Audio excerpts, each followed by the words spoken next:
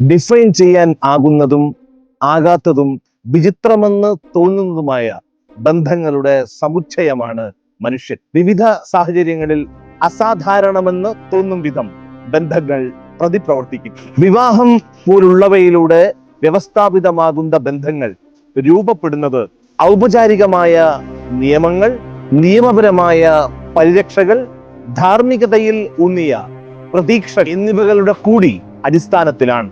അതിനാൽ തന്നെ ഇതരതരം ബന്ധങ്ങളെ അപേക്ഷിച്ച് വ്യക്തികളുടെ സ്വകാര്യത പരിമിതമായിരിക്കും. ഔപചാരിക വിവാഹങ്ങളിലെ വേർപിരിയലും ഇറങ്ങിപ്പോക്കും എല്ലാം ശബ്ദമുഖരിതമാകുന്നത് ഇതുകൊണ്ട് കൂടിയാണ്.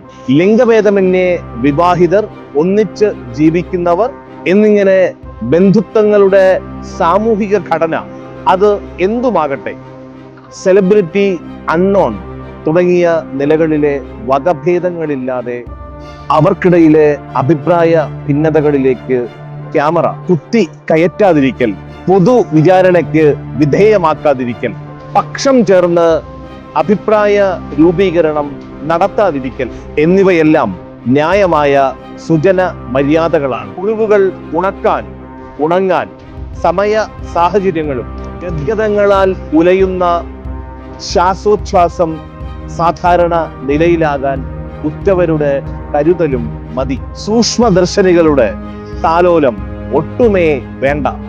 അവരെ വെറുതെ വിടാം. ജീവന്റെ വിലയാണ് സ്വകാര്യതയ്ക്ക്.